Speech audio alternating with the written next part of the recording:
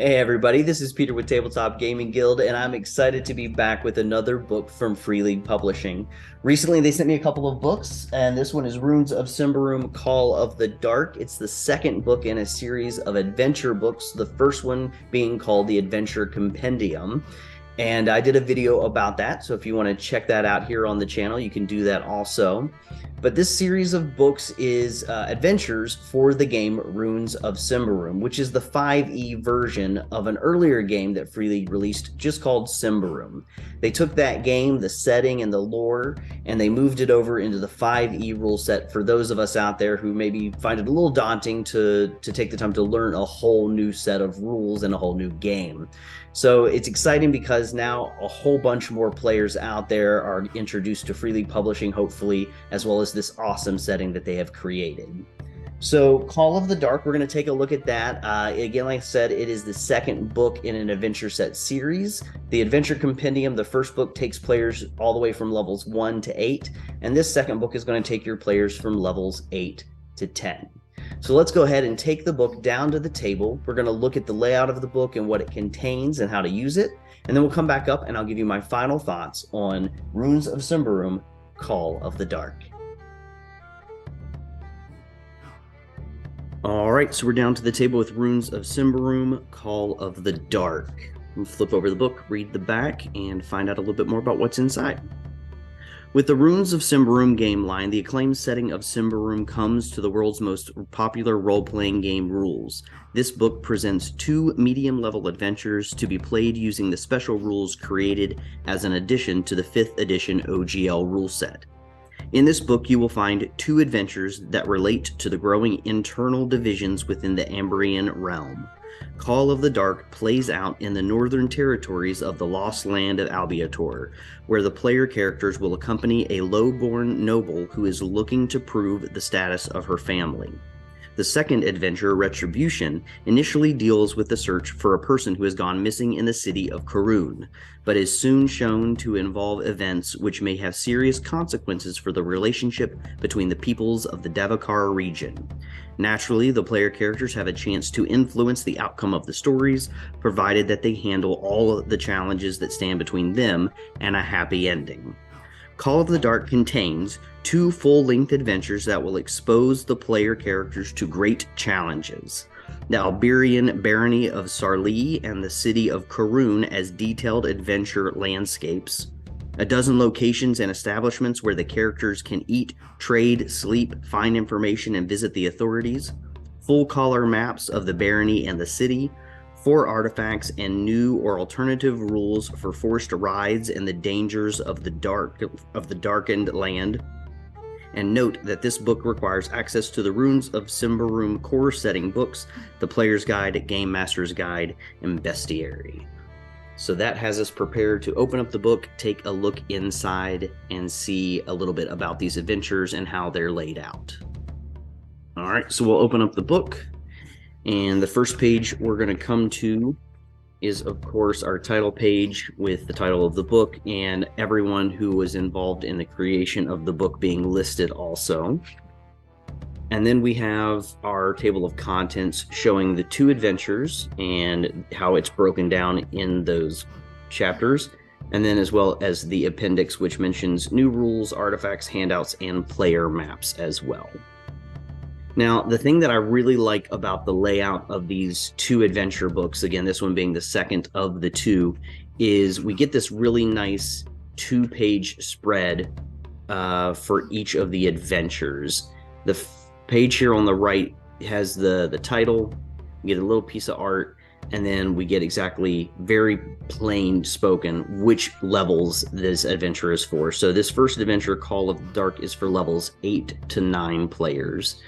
And then on the left-hand side of this double-page spread, we get a little bit of fiction preparing the players and the GM for what the adventure is going to entail. I like this little bit of flourish that they add by giving you that bit of fiction. Now, the layout of the adventures, if you've run 5e adventures before, is pretty well laid out, and they follow a lot of the kind of conceits that you get when you write an adventure for 5e. They give you a little bit of background, for the adventure itself. It gives you this nice introduction also. And then throughout, they do have some of these boxed bits of information, usually a little bit of background for some of either the characters or the locations. Now, I tell you, one of the things that I really, really like about these adventures is that when it comes to having any of the NPCs or the creatures that the players are going to come up against, you have a stat block built into the adventure here. A lot of 5th edition books seem to want to always add the monsters or the NPC stat blocks at the end of the book, and you have to do a lot of flipping back and forth. But this is built in a really nice fluid motion where they have the box text right where it needs to be as you're talking about that NPC. And I think that makes a whole lot more sense. It's a lot less flipping back and forth. Now, this book is the same as the book before, the Adventure Compendium, in that there's no bookmark. Most of the Free League Publishing books have always come with a little bit of a bookmark that you can move back and forth in the book. This does not have that, but they do follow the same thing here. With this one, it's not as easily seen as it was with the Adventure Compendium since it was a bigger book, but each of the sections, if you look at the end of the pages, do have a slightly different coloring to them, supposedly, making it a little bit easier to find your place in the book without having the need of a ribbon. But here is the opening double page spread for the second adventure, Retribution, for levels 9 through 10. And again, your bit of fiction here on the left before you get into the rest of the adventure. So I'm not going to be giving away anything for the adventures themselves. I'll save that for you to find out as you purchase this book.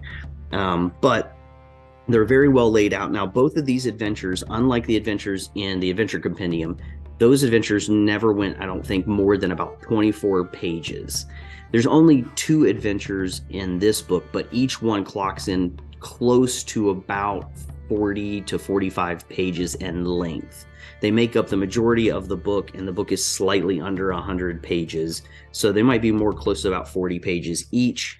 And then you do finish the book with that extra bit of the artifacts and some new rules that they add into the game also. Because that's the great thing about Free League Publishing's 5e game, is that they don't just rest on 5th edition, but they do add some more rules to the game to make it a little bit more gritty, a little bit more interesting. If you get the core books for like the Game Master Guide and the Player's Guide, you'll see that there's some different ways that they handle resting and travel. And so I think they have taken 5th edition and they have plussed it. They've made it a little bit better, in my opinion, than just your basic 5th edition game. And they're going to continue to build on that as they add some new rules in their appendices here to these 2 adventure books.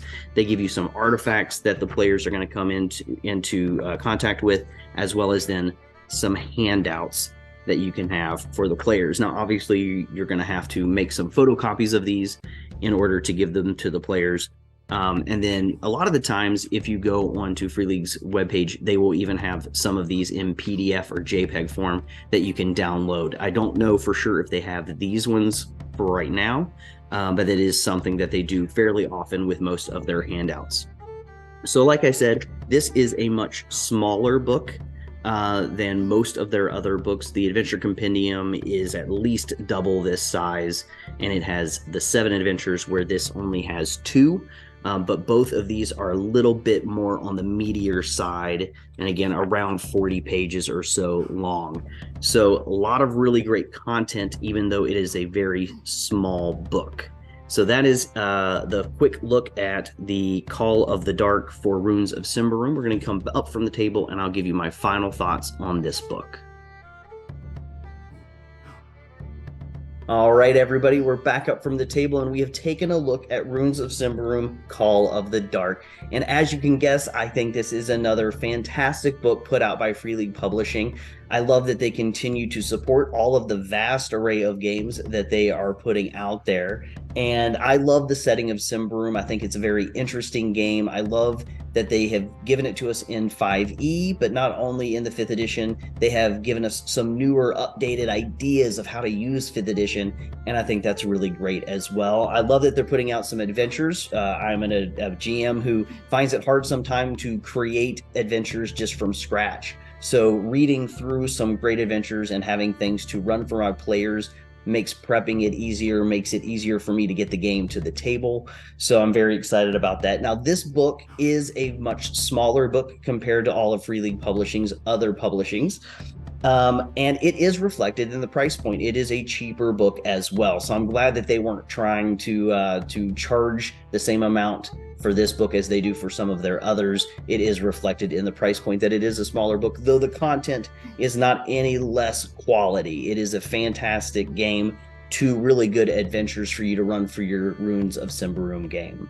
So everybody, thanks for watching. I hope this video has encouraged you to check out Runes of Symbaroum.